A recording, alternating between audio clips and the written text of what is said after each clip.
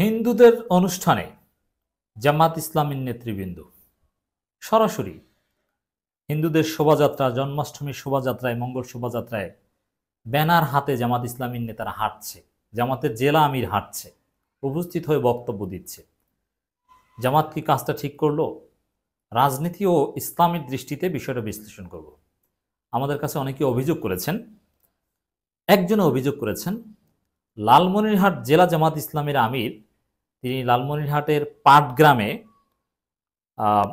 আমরা ছবিটা যদি আপনাদেরকে একটু সুনির্দিষ্টভাবে বলি তাহলে সুবিধা হবে বিশ্লেষণ করতে। পরমেশ্বর ভগবান শ্রীকৃষ্ণের শুভ আবির্ভাব তিথি উপলক্ষে মঙ্গল শোভাযাত্রা, উদ্বোধক জনাব মোহাম্মদ নুরুল ইসলাম, উপজেলা নির্বাহী অফিসার, পাটগ্রাম লালমনিরহাট, বাংলাদেশ পূজা উদযাপন পরিষদ পাটগ্রাম উপজেলা এরা আয়োজন করেছে। সেখানে সামনের দিকে ব্যানার হাতে হাঁটছেন শোভাযাত্রায় জামাত ইসলামীর জেলা আমির, আরও জামাতের কিছু নেতৃবৃন্দ তার সাথে আছেন। এই বিষয়টা আমাকে অভিযোগ করেছেন যে বিষয়টা নিয়ে আলোচনা করুন ভাই, কেন্দ্রীয় নেতৃবৃন্দ দৃষ্টি আকর্ষণ করুন। এলাকায় নাকি মিশ্র প্রতিক্রিয়া তৈরি হয়েছে, আলেম ওলামারা এটা নিয়ে সমালোচনা করছে, স্থানীয় আলেম ওলামারা এটা অতিরঞ্জিত হয়ে গিয়েছে কিনা।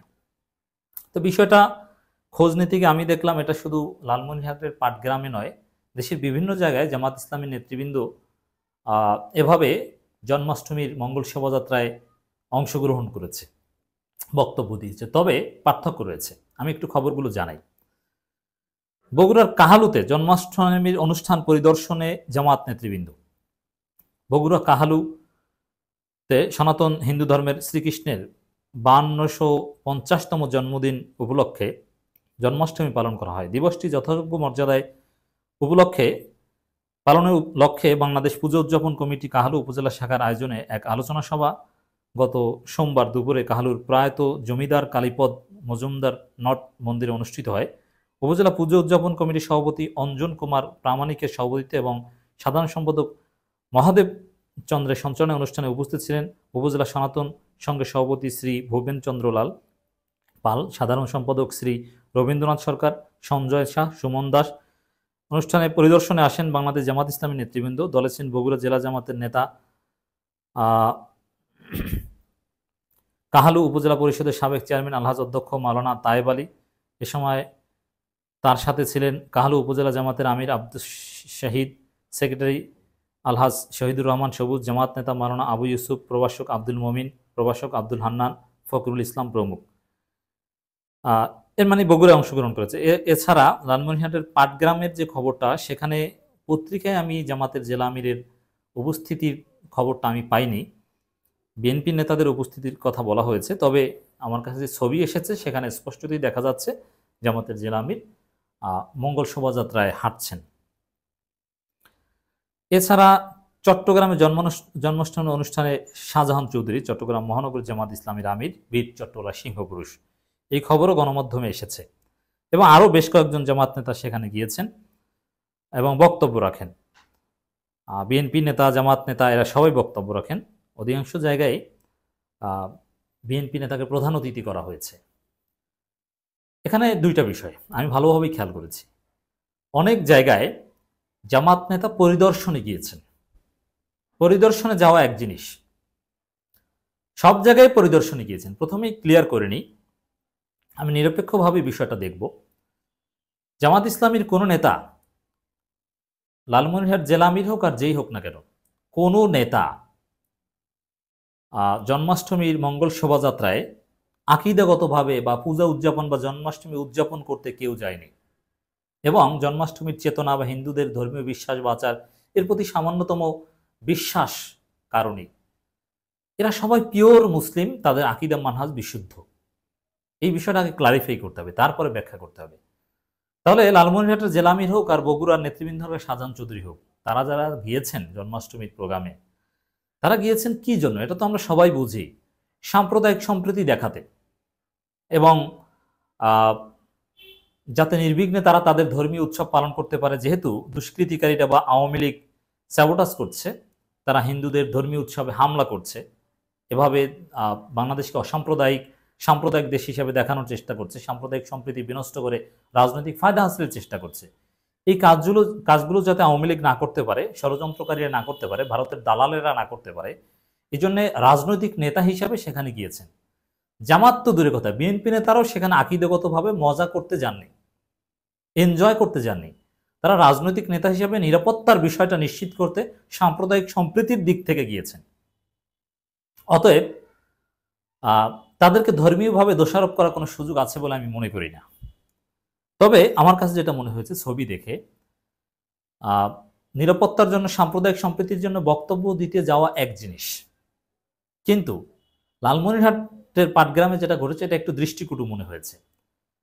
জামাতের জেলা আমির, যদি ভুল না হয়, যিনি আমাকে ছবি দিয়েছেন তিনি জেলা আমির বলেছেন, নাম সহই দিয়েছেন, আমি নামটা নাই বললাম।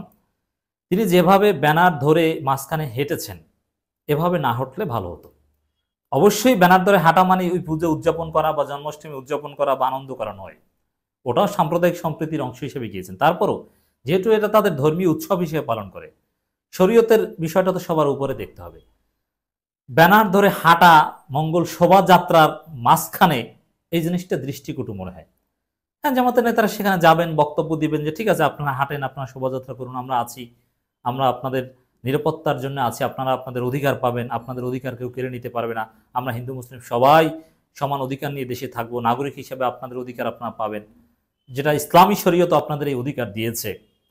বক্তব্য দিবে, দাঁড়িয়ে থাকবে, কিন্তু শোভাযাত্রা ব্যানার ধরে হাঁটবে, এই জিনিসটা দৃষ্টিকটু, এটা না করলে ভালো হতো বলে আমি মনে করি।